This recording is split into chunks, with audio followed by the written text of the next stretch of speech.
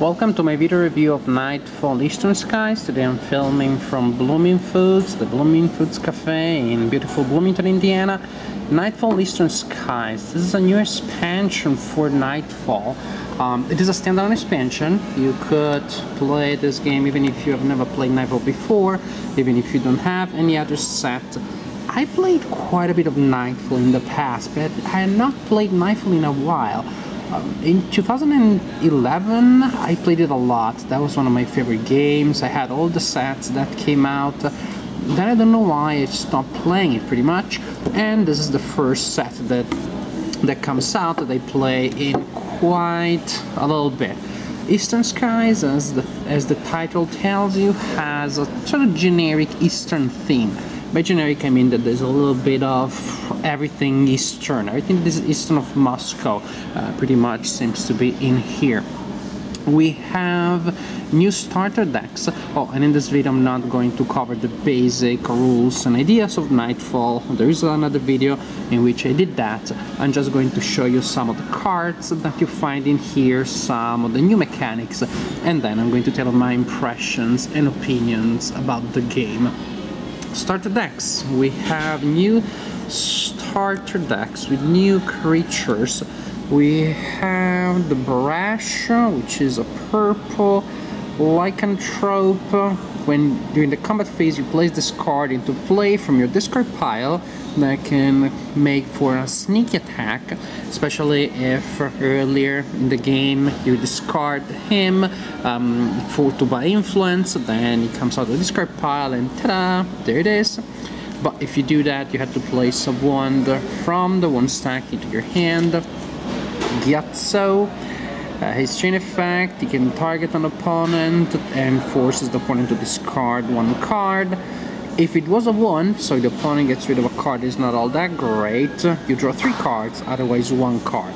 It is up to the opponent to decide how much of an advantage he will give you when you play Gyatso. Chinshi. When in play, at the start of your turn, you gain influence equal to the number of minions you have in play, which means it may be a good idea to keep her for later when you have more minions, and that is when you actually use her, you put her in play, because remember the original characters, I mean the characters in the starter decks, just like in the John Nightfall, will not be in play for long. After they're in play, then they get exiled when destroyed or discarded. So either you keep discarding them for other effects so they never technically get in play, but when they're in play, then they don't stay there for long because they are then exiled, which means removed from the game forever. Gertrude, sneaky little girl. During the combat phase, you place a target non-starter minion. That already means for her to do something good, she has to be around until you have non-starter minions in play. She's not so good at the beginning. Well, you place a target non-starter minion from your discard pile into play, which is neat.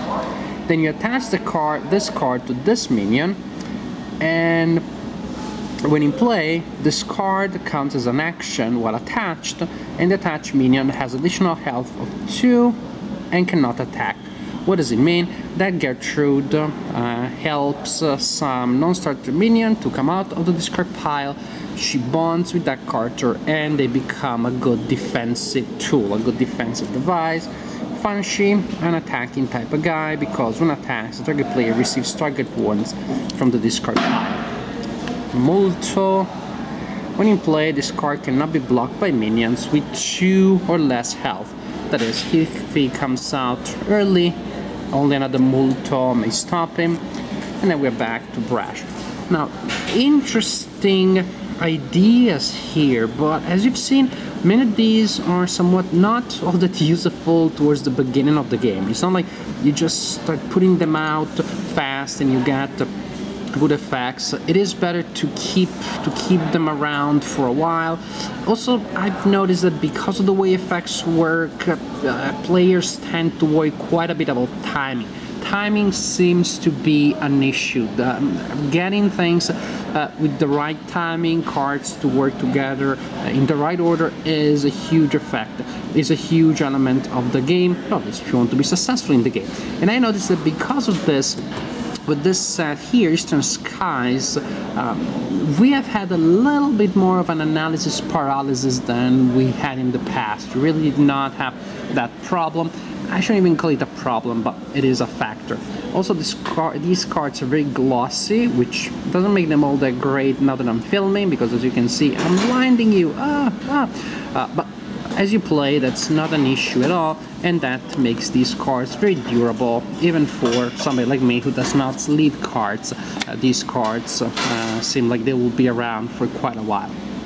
Another interesting element that we have in this set is summon cards. There are effects that allow you to summon these creeps here from the summon deck. These characters, when summoned, simply enter play, they become your minions, and when they're discarded, they do not go to the discard pile, they're not exiled, they go back and they go to the bottom of the summon pile. As you can see, all of these guys have the same art, but some have different values. Mechanic-wise, this expansion has only one new mechanic, if I remember correctly, which is the Link effect. Link is an effect that takes place as a card is added to the chain rather than when it comes out of the chain. Then we have new minions and characters and effects. I don't know that that's gonna be wise for me to show them all to you. I don't really see the point. It's gonna be make this review a little too long and confusing. I'll just show some of the interesting ones. This guy, I'm not going to even try to butcher his name, also because I think it was butchered enough by Life. Very cheap character, this is the cost, very cheap character. But what it does is when he's in your chain, you gain 1 influence, which is good. And when in play, this card gains 1 strength for each empty archive. So later in the game, when there are empty archives, this guy can be pretty good. For a cheap card, this is a pretty good one that easily players will want to get a good stock of. Double Dealer, I like this guy very much. He's very good. Some people in my group have objected maybe a little too good. When in a chain, you summon 1, you gain 1 influence for every 2 goals that you have in play. Summon 1 means you summon a guy from here, and this is, well, pretty good.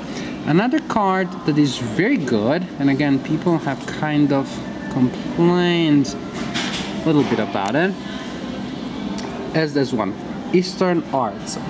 Chain, you attach to a target minion, that's okay. When in play, when this minion loses health, you summon equal to the amount of health lost. Destroy effects cause loss of all remaining health. That means, well, you're going to be able to summon quite a bit when your characters get hit. That has been a game-winning strategy. This has been a card that has handed victory to players in a couple of situations. Well, I would say that's not the only thing, but it has been very advantageous to players who use it. When it was in a private archive, that again was really advantageous for the player who used it, and that was me. Fist first, claim to target minions at no cost. You place both directly into play, one under your control, the other given to a player opponent. So you create a little arena in which a lot of characters get into play, but you have to give characters to other players too. Hook and Sink, kind of like a classic card to annoy the opponent. Each time minion enters play, the owner must inflict 1 damage on a target-friendly minion. In the chain, inflict 2 damage on a target minion. Just one of those things that hurt people. Ooh, nice one, nice character. As a link effect, again, one of the effects that take place as a character enters the chain. The next card added to the chain receives its kicker. If you time this well, you combine this well, this is pretty good. And then when in chain, you inflict 1 damage on target player. On top of that, this is a character that hits pretty hard. Not very durable, not a great character to defend, but pretty powerful when sent to attack other characters. Kazim, A vampire that gains 2 strength for each point of health it has lost. Yes, when it comes into play, it doesn't have much strength, but you can inflict 1 damage on him, and then there are other effects that may reduce his strength and his health, and that makes him quite strong. What do we have here? Very long name. Inflict 2 damage on a target minion. If it was destroyed, discard this card from the chain and draw 1 card. Naidu. Oh, I like Naidu. Naidu is pretty expensive in terms of influence, but look, pretty strong, quite resistant.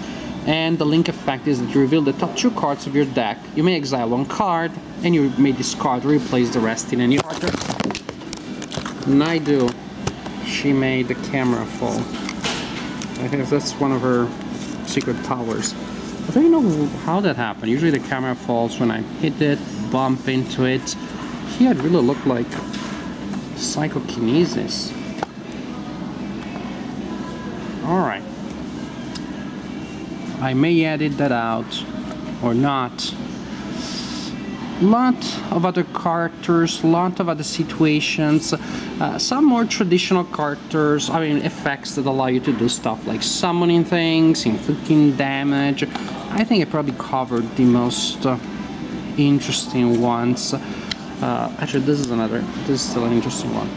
Before resolving the chain, target an order, do not resolve that order, change text, and pretty good values here. Now, in sum, Eastern Skies, I liked it, I did not love it. And I'm not really even sure why. I don't know, maybe I don't have to love everything. I loved a lot of sets in Nightfalls. What I found here is that cards seem to be a little less intuitive, or better, maybe I should say synergies between cards seem to be less intuitive than in other sets. We find ourselves wondering about the wording a little bit more than we did in the past, discussing and debating about the rules. The rule book actually seems to have more typos than I remember from previous sets, which is surprising since we are in the version 1.4. And there were things, maybe it's because I haven't played Nightfall in a while, but just going back and looking for rules and exceptions, the rulebook seemed less intuitive than I remembered, which is not that much of a problem because I knew the game, generally speaking, but I think that starting to learn the game, since this is a standalone expansion, well, you may want a rulebook that probably is a little tidier than this one. But overall, I just found that there were synergies that seemed to be kind of like hard to pull off, other synergies that were incredibly good, and characters that managed to create those really dominated the game. I find that this game to have not a runaway leader problem, but an overall runaway leader possible situation, more than in the past and with past sets. If you never played Nightfall, this is not the best set to start from, in my very humble opinion. I would just start from the classic Nightfall or other standalone expansions, but this one is good, if you have Nightfall, you want to add more effects, some more characters, there are some very good ones. As a general package, somehow this is one that I did not entirely warm up to. Nothing too bad, nothing I can pinpoint that I disliked, just an expansion, a standalone expansion, which is good. Not great, but good, solid.